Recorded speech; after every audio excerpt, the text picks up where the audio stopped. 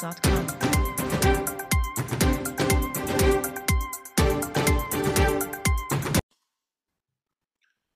Bienvenidos, esto es La Lupa Semanal, un programa que realizamos en coordinación con SND Editores, a quien damos como siempre las gracias.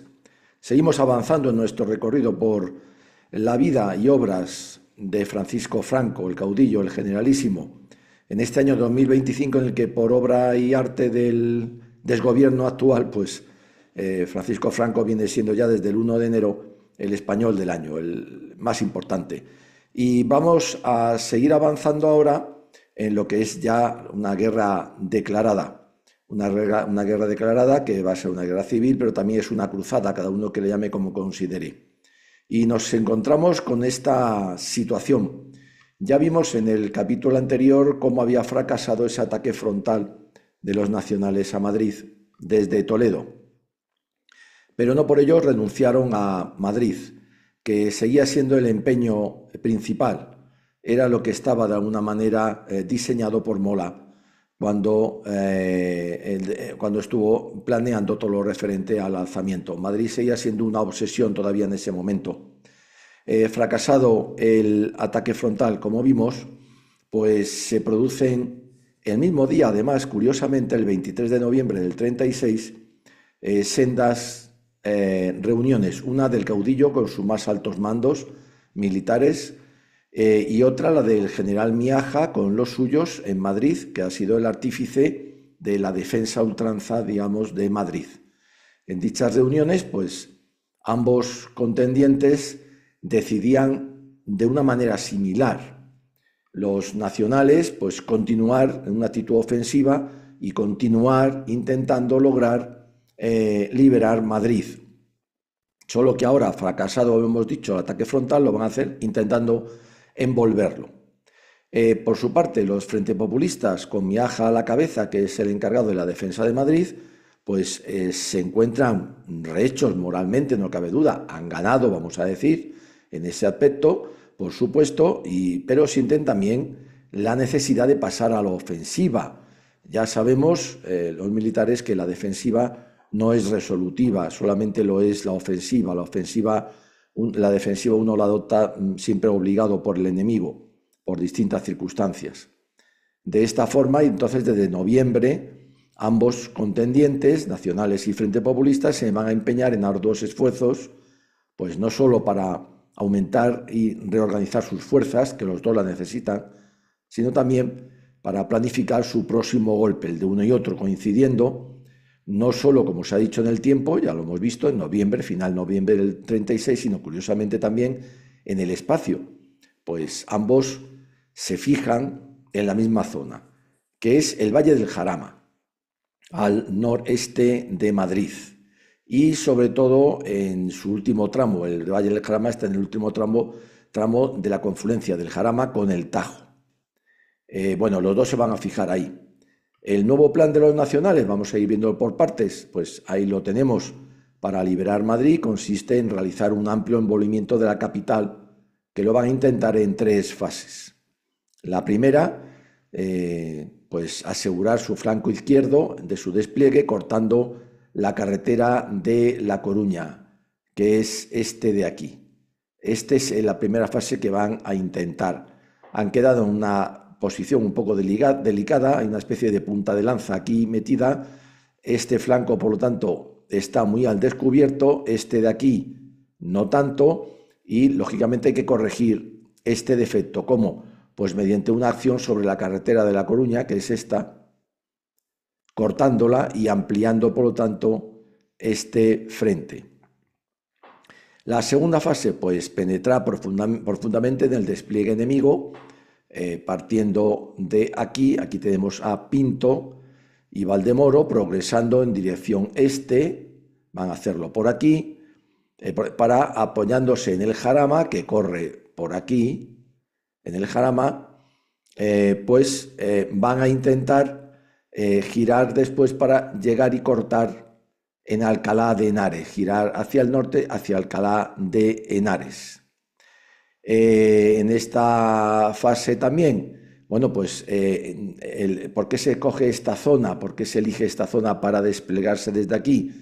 pues a la seguridad de la misma se parte de una buena base de partida, muy poco guarnecida por los rojos, se han dado cuenta, por los frentes populistas.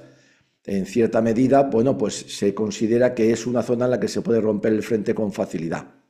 También, pues porque los nacionales precisan reforzar este ala derecha de su despliegue, que había quedado detenido en la carretera de Andalucía. Aquí tenemos la carretera de Andalucía, al no poder llegar al Jarama en su momento, como había sido su primera intención. Su primera intención fue llegar a hacer este movimiento, pero no pudieron, no tenían fuerzas. La tercera acción, que van a ir todas, van a intentar que sean coordinadas: primera, corte de la carretera de Coruña; segunda, corte de la carretera, partiendo de la carretera de Andalucía, ir hacia Alcalá de Henares; y la tercera es descolgarse desde el norte, de esta zona de Sigüenza, digamos, por la carretera, lo que es la A2 hoy día, Guadalajara, para confluir en Alcalá de Henares también. De esa manera se conseguirá prácticamente tener envuelto a Madrid, esperando provocar su rendición. Para los frentes populistas, pues la situación que se presenta es muy similar, pero lógicamente es a la inversa. Con su despliegue volcado en la defensa de Madrid, algunas zonas, como a la que nos hemos referido en el Valle del Jarama, al considerarse secundarias, permanecían pues debilitadas, poco guarnecidas. Sin embargo, el hecho de que el flanco nacional en tal punto también lo estuviera, y la posibilidad de que penetrar por él se podría alcanzar con cierta facilidad la carretera de Toledo, o sea, los frentes populistas ven que desde aquí, aunque ellos están desguarnecidos, los nacionales también van a intentar. Para ellos su maniobra es distinta, es venir aquí y cortar, hacer aquí una bolsa, intentar hacer una bolsa en esta punta de lanza que amenaza Madrid. Esa va a ser su, digamos, su empeño.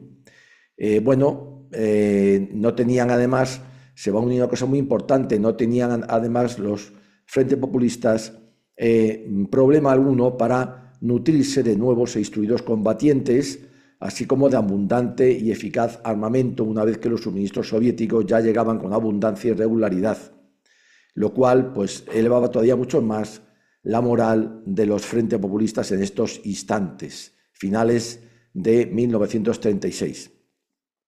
Todo lo que hemos dicho pues va a resultar en un primer periodo de combates en el que los nacionales corregirán su frente sobre Madrid y aliviará la situación de sus tropas en la ciudad universitaria, que está aquí y que era muy peligrosa. En un segundo va a dar lugar a una segunda maniobra que dará lugar a lo que se va a llamar la Batalla del Jarama, que se va a realizar en esta zona. Y el tercer movimiento de los nacionales, esta ofensiva, va a dar lugar a lo que se va a llamar la Batalla de Guadalajara, lógicamente. Vamos a referirnos brevemente a lo que fue el corte de la carretera de La Coruña. Es el primer intento de esta operación, como hemos visto, de gran amplitud, encaminada a aliviar por la precaria situación de las unidades nacionales ubicadas en la ciudad universitaria, que está aquí, y que empieza el 29 de noviembre del 36, realizándose con tres columnas, unos 7.000 hombres aproximadamente, apoyados por unas 25 piezas de artillería y 2 compañías de carros. Frente a él, pues ya van a estar aquí bien instaladas las brigadas internacionales, perfectamente atrincheradas, también con otros 7.000 hombres y unas 20 piezas de artillería, es decir, van a estar muy equilibrados. El objetivo nacional era, en concreto, pues alcanzar la Cuesta de las Perdices y el Cerro del Águila, todo esto en la carretera de La Coruña, aquí, previa a la ocupación de la localidad de Pozuelo de Alarcón, por supuesto, su estación, y Aravaca. Sin embargo, solo se iba a conseguir llegar a las cercanías del primero de tales objetivos, de Pozuelo, pues la resistencia al Frente Populista se encontró muy dura y muy bien organizada, mucho más de lo que se esperaba. El segundo intento, por cortar la carretera de La Coruña, se va a llevar a cabo un poquito más lejos, atacando con una masa no inferior a unos 10.000 hombres, Boadilla y Villanueva de la Cañada.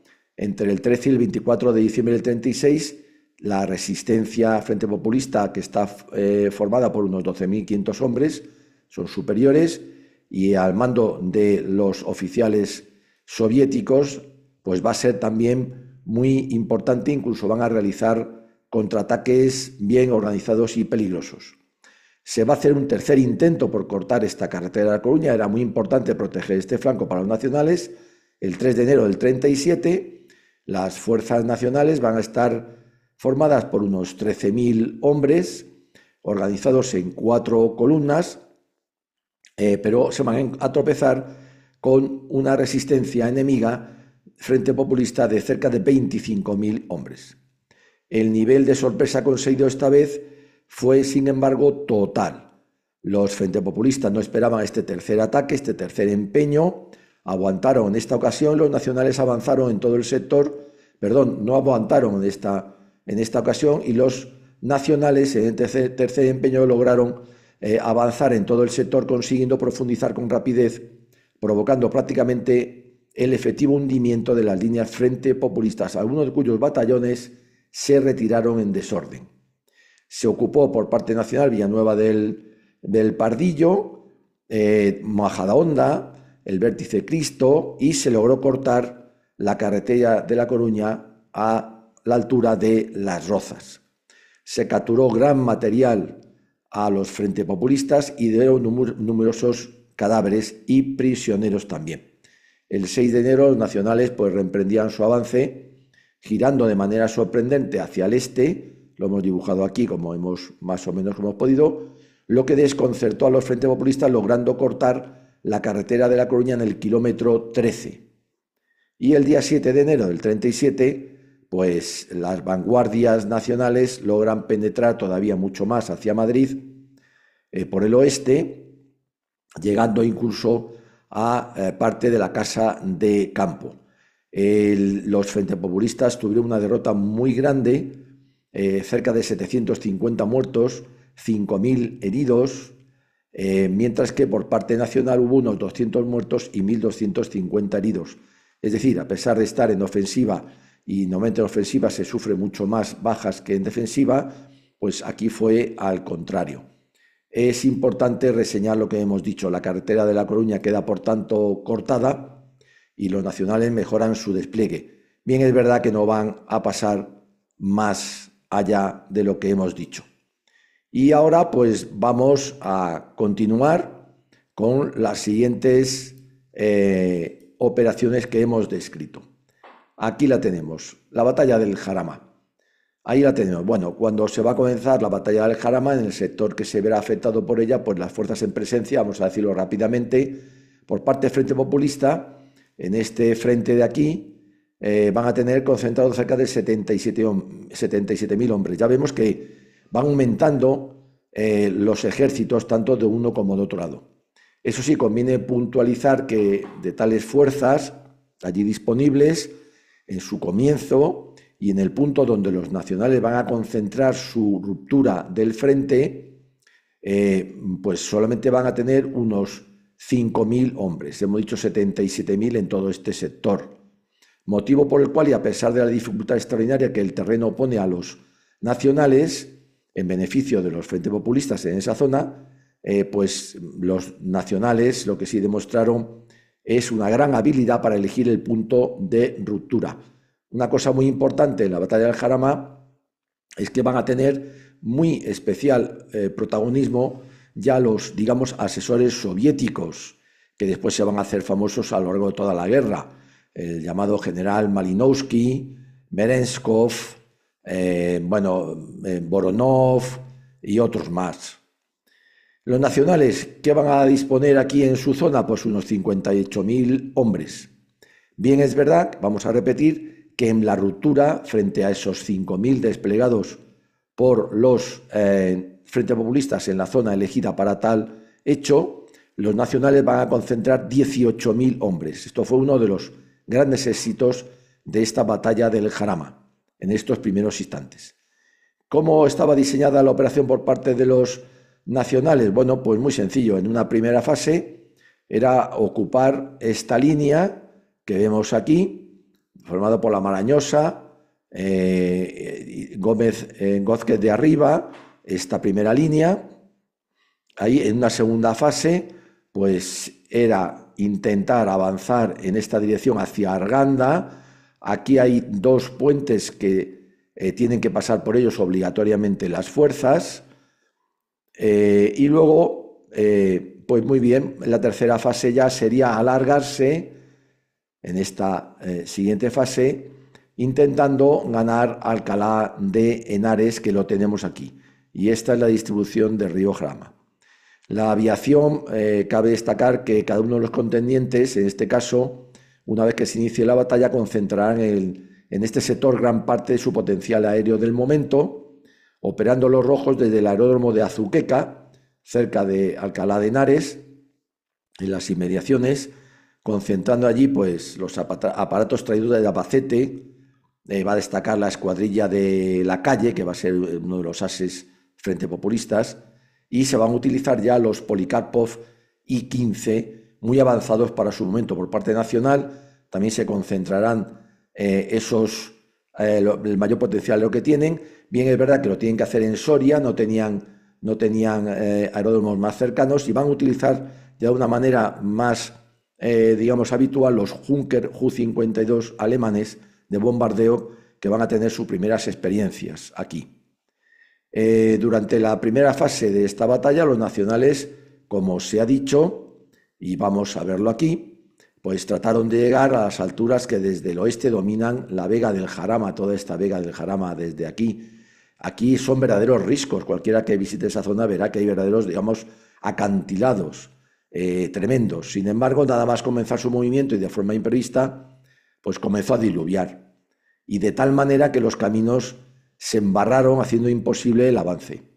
No pudo ser hasta el 6 de febrero, fíjense bien, después de 13 días de lluvia continua, constante, tremenda, que no amainaron las mismas, y que cuando entonces los nacionales pudieron comenzar otra vez su ataque. Bien, es verdad que habían perdido ese factor sorpresa tan importante siempre en la guerra. Rompieron aún con todo el frente, consiguieron progresar y consiguieron llegar y traspasar la Marañosa y Gózquez de arriba. Vamos a cambiar entonces de croquis.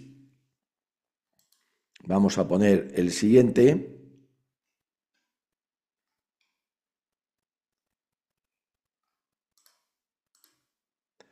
Aquí lo tenemos para ver la siguiente fase. El 7 de febrero pues continúa la progresión de los nacionales, y que lo vemos aquí desde la Marañosa, y desde abajo San Martín de la Vega van a ir a por los puentes, que son los importantes para poder traspasar las fuerzas por el Jarama sin problemas. El tiempo cambió de nuevo, en cambio regresaron otra vez las lluvias, pese a lo cual se logró avanzar en ese terreno. Aquí, ¿dónde se llega? Bueno, pues vamos a ver que los tenemos aquí ya alcanzando estos puentes y progresando. En esa segunda fase los objetivos eran el paso del río, aquí, y la ocupación de los vértices Pajares, Pingarrón, que se va a hacer famoso, situados en las alturas. Para ello se debía antes tomar y asegurar el puente de Pindoque, que lo tenemos aquí. Este es el puente de Pindoque, muy importante para poder traspasar la mayoría de las fuerzas. Y vamos a relatar aquí un hecho curioso: cómo se logró tomar ese puente de Pindoque intacto. Pues mediante un golpe de mano en la noche del 10 al 11 de febrero, que se encomendó a un tabor de tiradores de Idni, el quinto concretamente, del comandante, lo mandaba el comandante Castrillón. Era tan importante esa maniobra que incluso el mismo Franco se trasladó aquella noche para ver cómo se realizaba. Fíjense bien, desde Salamanca, solamente para ver cómo se realizaba. A las 3 de la madrugada del 11 de febrero, los moros del tabor de Idni pues descendían por el que se llamó el Camino de Chinchón hasta la Boyeriza, sigilosamente, por la noche, madrugada, como hemos visto. El pelotón de vanguardia consiguió llegar sin ser detectado hasta el puente, sorprendió a los defensores del mismo y logró eliminar en el más completo silencio a estos, pasándolos a cuchillo, sobre todo a los servidores de las ametralladoras, que no pudieron siquiera hacer un solo disparo.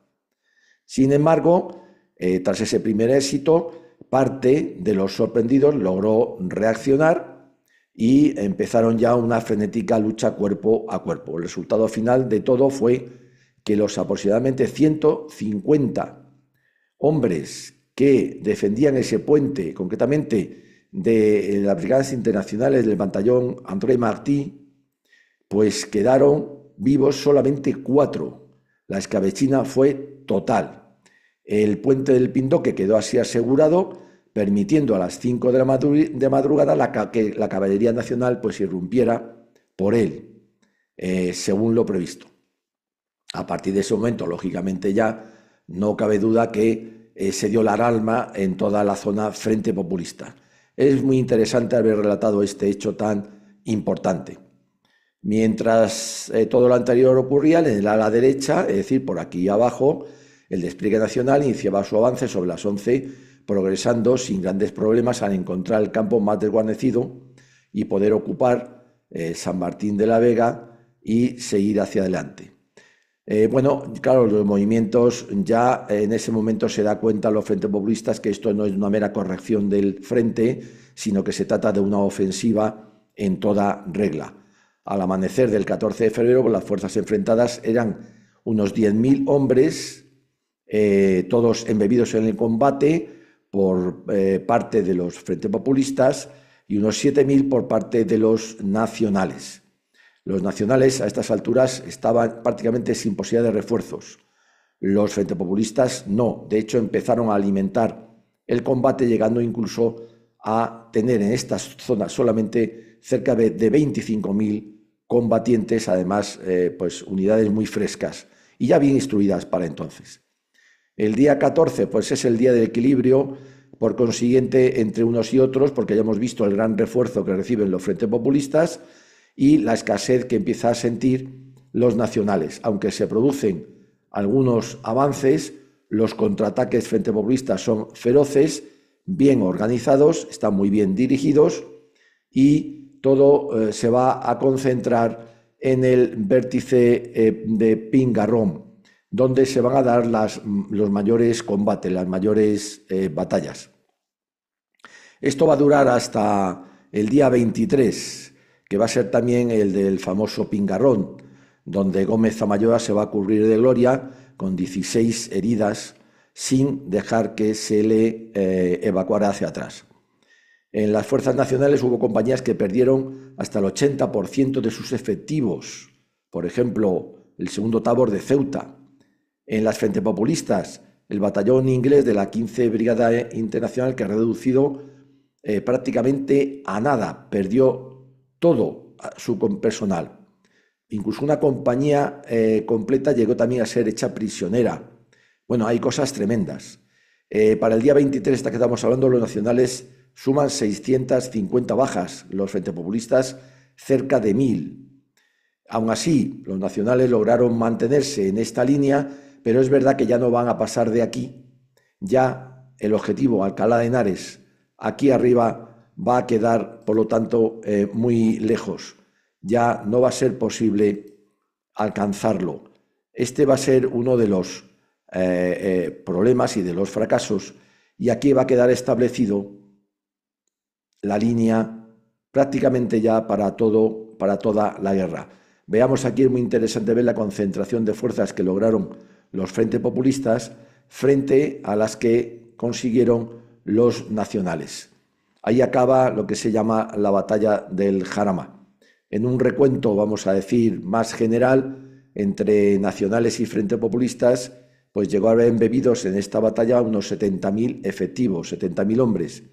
Por parte nacional, en total, se van a contar unas 6.000 bajas, de ellos no menos de 600 muertos. Por parte del Frente Populista, 10.000 bajas, no menos de 1.000 muertos.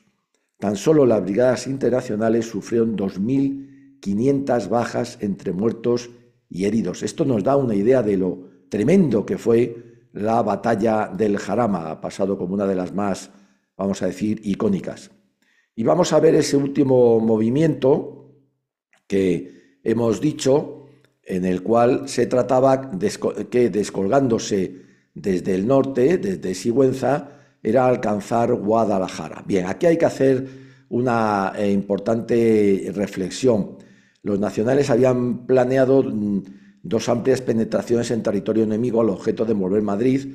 Una era la de la batalla de Jarama, ya lo vimos, y la otra va a ser esta, la de Guadalajara.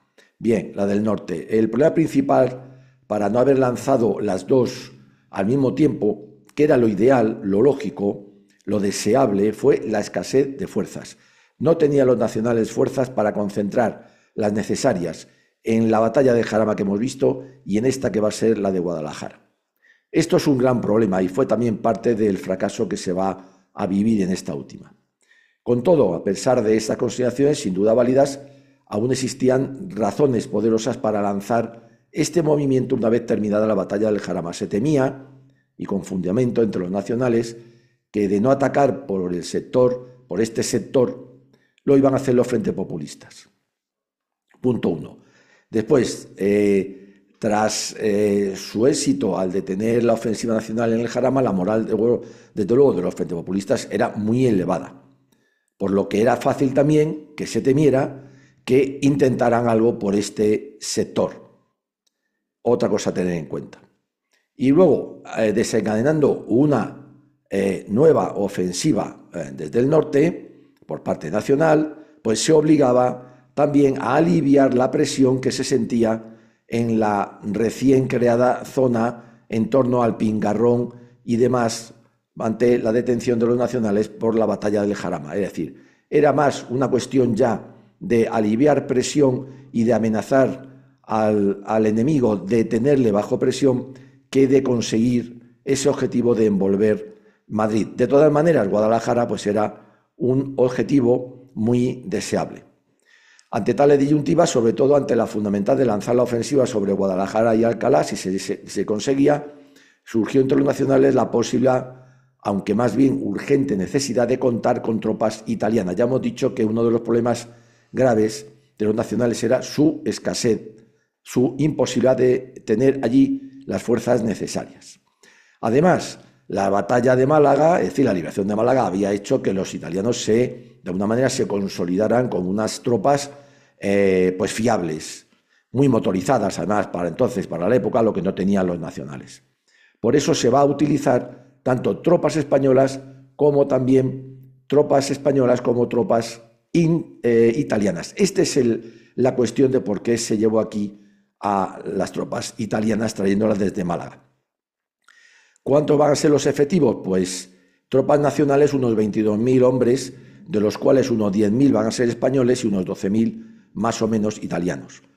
Los frentes populistas, pues en esta zona van a lograr también una superioridad importante, cerca de 32.000 efectivos.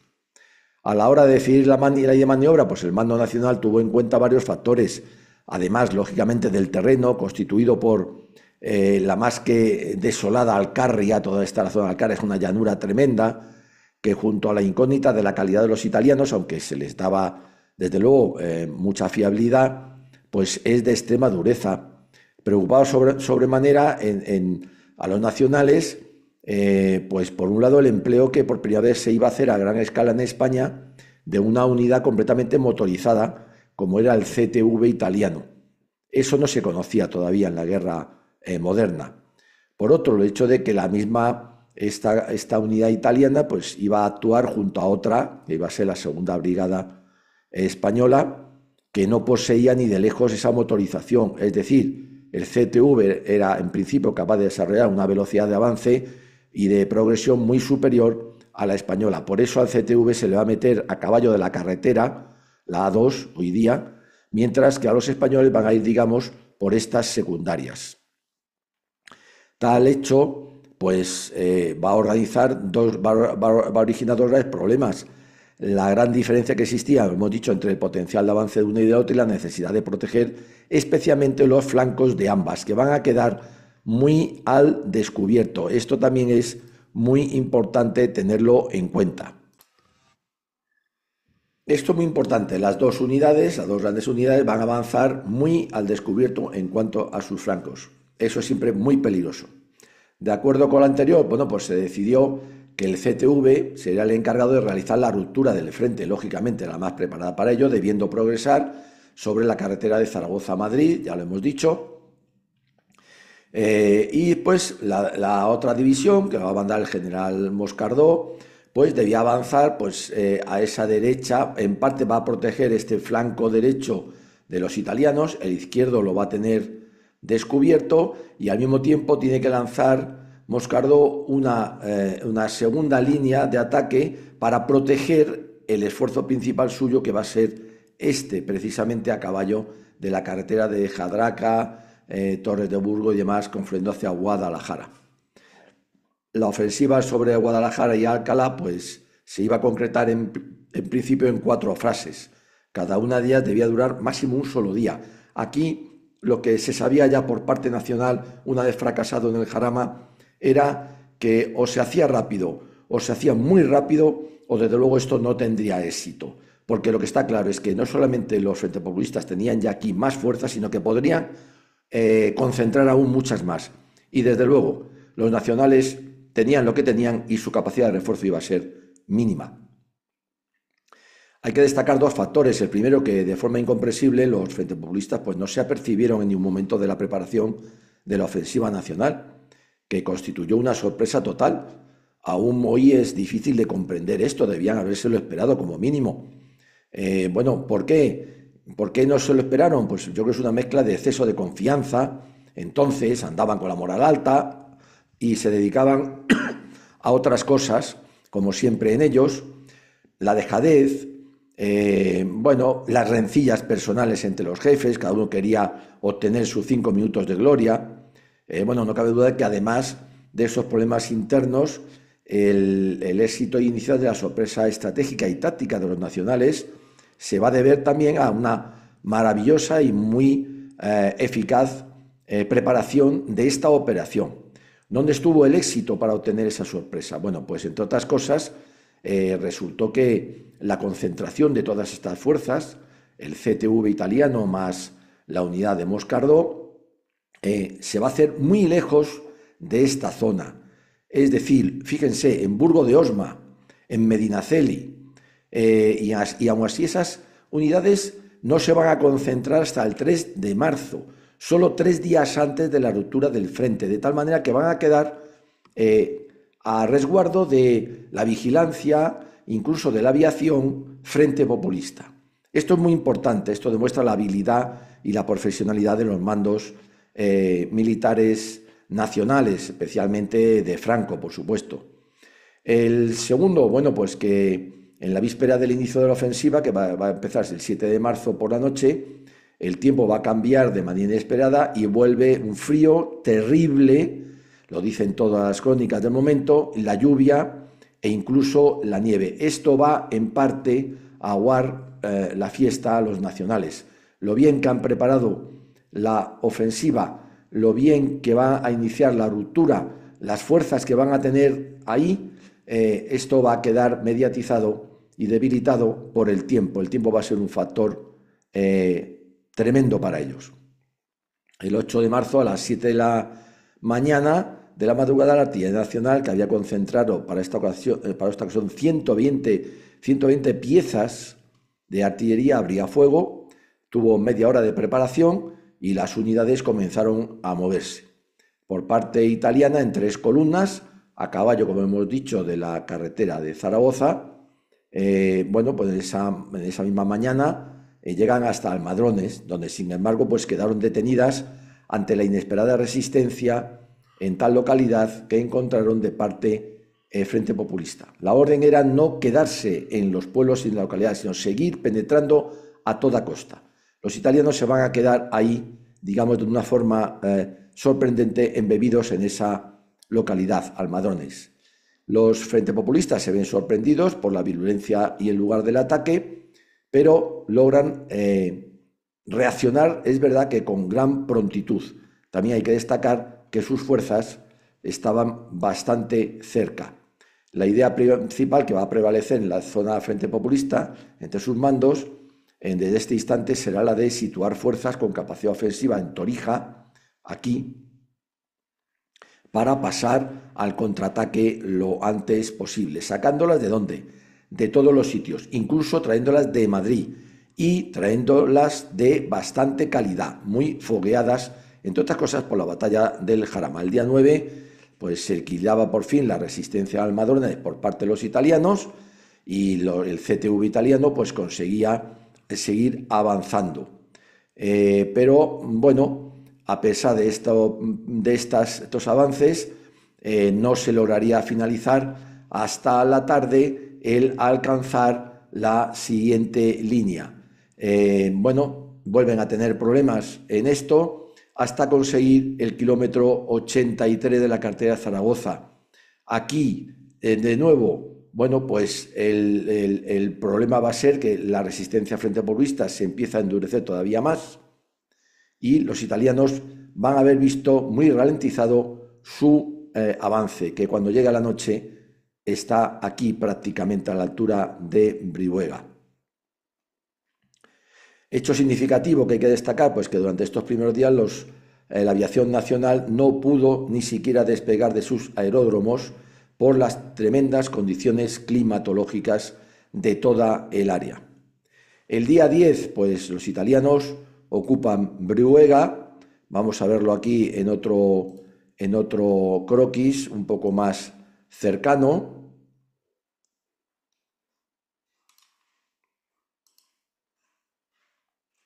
Ahí está la batalla de Guadalajara. Logran ocupar Brihuega. Aquí tenemos el avance que está realizando el CTV y aquí tenemos el que va a realizar la unidad española. La brigada española, bueno, pues ocupa Jadraque y prosigue hacia Mira el Río, pasa el Henares por Castiblanco e infringe de verdad un buen castigo a los frentes populistas, pero esos son sus avances.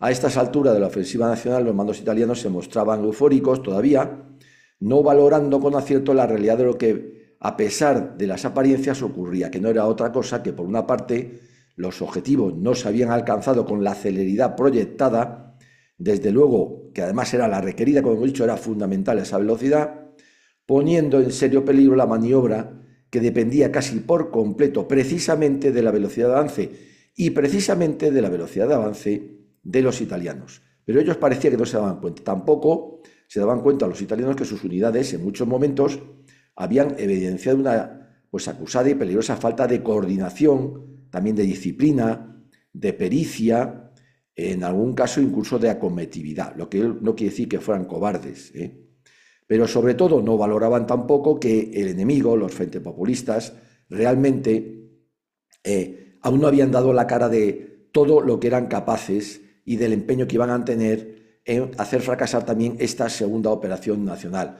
lo que no tardaría mucho en ocurrirse. Se estaban afanando en estos primeros momentos en hacer acopio de fuerzas aquí en esta zona para organizarlas, para prepararse para el contraataque. El día 11 de febrero los nacionales toman Trijueque, eso sí, con duros combates cuerpo a cuerpo, y los italianos sufren ya un durísimo contraataque en Brihuega por parte de Lister en este caso.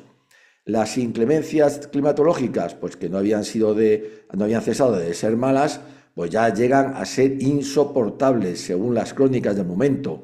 Fuertes nevadas, hielo, un frío intenso. Los vehículos italianos, claro, los italianos dependían, era su principal baza de sus vehículos, pues por razón de estas inclemencias se quedaban cada vez en mayor número atascados, imposibilitados de continuar, y la aviación nacional seguía sin poder aparecer. En estos instantes la situación general es similar en los dos bandos. Hay desconcierto y confusión en ambos, pero más lógicamente en el nacional.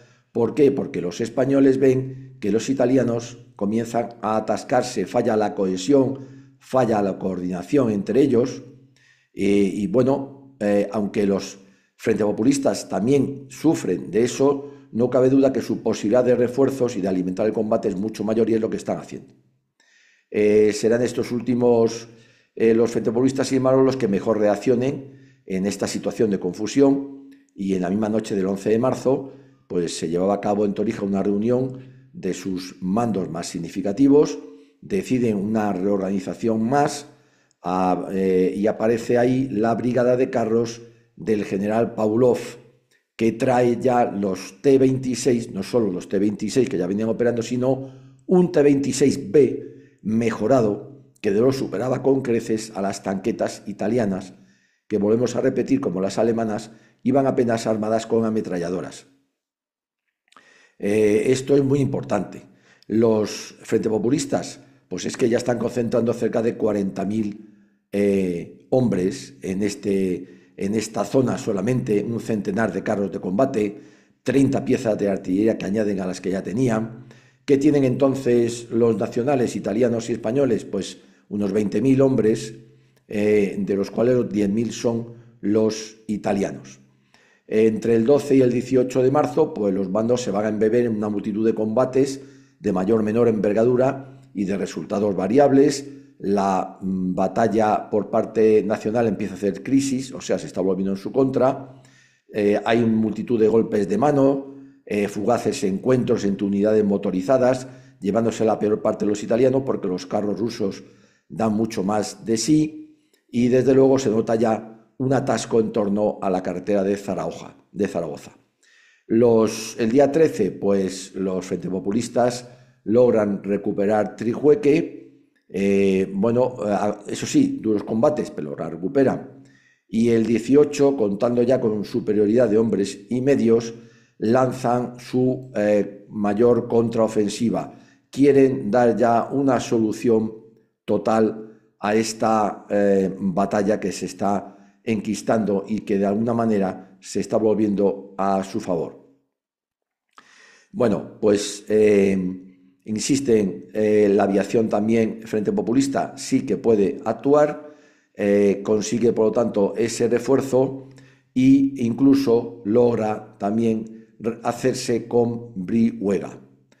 Para abundar más en las desdichas, pues se produce entonces una grave e inexplicable coordinación entre los generales italianos, Rossi y Faldella, no se entienden entre ellos, creen en un momento dado que se ha dado orden de retirada, inician un repliegue, dejan por lo tanto en mala posición a las fuerzas de Moscardó y del general Marzo, que se ven sometidas a tremendas presiones que, aunque logran resistir, no cabe duda que ya les clavan al suelo. Entre los días 19 y 20 de marzo los italianos van a retroceder. Pero eso sí, vamos a ver, no hubo desbandada. Van a retroceder paulatina, ordenadamente, con calma, manteniendo el tipo. ¿A qué? Pues se van a acoger a una última, aquí, que va a ser la zona definitiva en la que va a quedar. Esto hemos señalado, esos retrocesos, que volvemos a decir, no fueron en desbandada, como se ha dicho después. Bueno, el resultado de esta batalla, la de Guadalajara, pues aunque efectivamente para los nacionales fue una derrota, y no hay que negarlo, sino que reconocerlo, la segunda, porque la de El Jarama también lo había sido, la misma consistió en que los objetivos fijados no se alcanzaron, pero de ahí a hablar de grandes pérdidas, de retirada, la desbandada, lo vamos a repetir, de una casi ridícula actuación de los italianos, como lo pintó la propaganda Frente Populista, que llegó a decir que corrían como gallinas. Pues no es verdad, aún hoy se dice, hay una gran diferencia. Es la misma que existe entre la verdad y la mentira, cuidado. Al igual que en la actualidad hay muchas cosas. La brigada Moscardó, la unidad Moscardó y la brigada Marzo, que fue la que empleó, contabilizó 148 muertos y 203 heridos en las operaciones. Pero recogió, de parte de los Frente Populistas, 849 cadáveres contados. O sea, a pesar de todo, el coste para los Frente Populistas fue tremendo. Eso da una idea de que no hubo una desbandada por parte, por supuesto, española, pero tampoco italiana. El terreno conquistado, que no fue mucho, se consolidó. Bien, es verdad que no se alcanzó lo que se pretendía. En cuanto al material capturado a los italianos, que tanto dio que hablar y que, bueno, los Frente Populistas, algunos lo pasearon por Madrid, dijeron que fue toneladas de ingentes, innumerables. Bueno, pues tampoco es verdad. ni mucho menos. Fue exactamente lo que le pillaron a los italianos: 7 piezas de artillería, 13.000 granadas de cañón, 2.500 morteros, granadas de mortero, 12.000 granadas de mano, 2 ametralladoras y unos 300 fusiles, más, bueno, otro material diverso. Entonces, bueno, no hubo nada de eso. Algunas tanquetas que quedaron en el terreno averiadas o metidas en el barro. En cuanto al terreno, bueno, pues ya lo hemos dicho, los objetivos no se alcanzaron, pero el terreno que se consiguió se consolidó. Bueno, Franco consiguió entonces, sin oposición ya de sus mandos, ni por supuesto de Mussolini, que el CTV quedara a partir de ese momento sujeto exclusivamente a sus directrices. Para esta batalla se le había dado una cierta, digamos, posibilidad de manejarse solos, pero esa descoordinación que hubo entre los propios generales italianos ya dio lugar a que a partir de ese momento Franco aprovechara para que toda la ayuda italiana, toda la fuerza italiana quedara bajo su mando.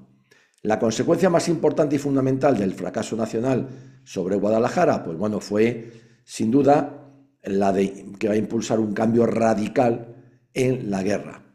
Todavía nada estaba decidido, como estamos viendo, para ninguno de los dos bandos, por lo que el concepto y forma de las operaciones venideras iban a ser necesariamente muy distintos para ambas partes. La nueva guerra debía modernizarse, hacerse según patrones nuevos, ya no valía nada de lo anterior, ya no estamos en el protectorado de Marruecos, pero también manteniendo pues cierta base de la profesionalidad de siempre. Franco, que nunca había puesto grandes esperanzas en la ofensiva de Guadalajara, sobre todo después del fracaso de Al-Jarama, pues adelantándose a sus adversarios, es decir, a los frente populistas, ordenaba entonces, terminada la batalla de Guadalajara, desplazar el centro de gravedad de su esfuerzo principal al norte, a la cornisa cantábrica. Se fija, allí está la victoria, cuyo aislamiento, el potencial humano y sobre todo el económico y el industrial, que es de primer orden, que todos lo sabían, la convertía en la pieza esencial a conquistar de cara a conseguir la victoria. Con ello, con este desplazamiento, Franco va a decir: ahora nos vamos al norte, lo vamos a ver en los siguientes capítulos. Franco volverá a sorprender a su enemigo manteniendo de nuevo la iniciativa, dejando sus mejores y más estructuradas fuerzas bloqueadas en el centro de la península, empeñadas y distraídas en la defensa de la capital. Este va a ser un error estratégico tremendo por parte de los frentes populistas. Se van a obsesionar con la capital, debido también en parte a esta batalla del Jarama y batalla de Guadalajara. Van a pensar que ahí sigue estando el empeño de los nacionales, van a pensar que ahí está el éxito de la guerra y no se van a dar cuenta de que Franco lo va a llevar al norte. De alguna manera la campaña del norte va a ser durísima, lo vamos a ver, pero se va a echar en falta la voluntad de las autoridades frente populistas en acudir en auxilio de ese norte que, por otro lado, también estaba aislado. Como sabemos, estaba rodeado por todas partes, incluso por el mar, por las fuerzas nacionales. Franco da aquí lugar a una de sus genialidades, de las muchas que se van viendo.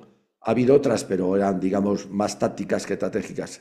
Esta va a ser esencial. El que gane el norte puede decirse que va a ganar la guerra.